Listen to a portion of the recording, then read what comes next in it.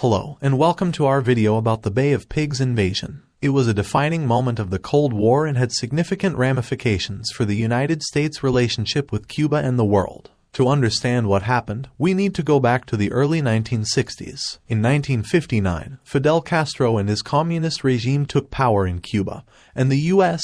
government saw this as a significant threat. The U.S. had already been involved in overthrowing governments in other countries, and it believed that it could do the same in Cuba. In 1961, President John F. Kennedy approved a plan to invade Cuba and overthrow Castro's government. The operation was to be carried out by Cuban exiles trained by the CIA, who were to land at the Bay of Pigs in Cuba and take over the country. On April 17, 1961, around 1,400 Cuban exiles, with the support of the U.S. military, landed at the Bay of Pigs. However, things did not go as planned. The invasion was met with fierce resistance from the Cuban military, and the exiles were quickly outnumbered and outgunned. Despite receiving air support from the U.S., the exiles were unable to make significant progress and were eventually defeated by the Cuban military. The consequences of the Bay of Pigs invasion were significant. The operation was a complete failure, and it had embarrassing consequences for the United States. The U.S.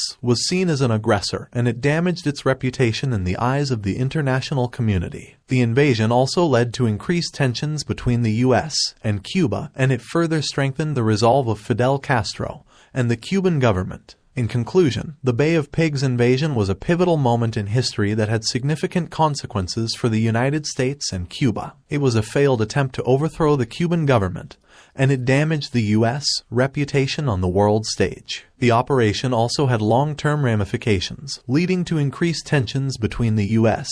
and Cuba and strengthening the resolve of Fidel Castro and the communist government. The Bay of Pigs invasion remains a cautionary tale for those who seek to use military force to achieve their political goals.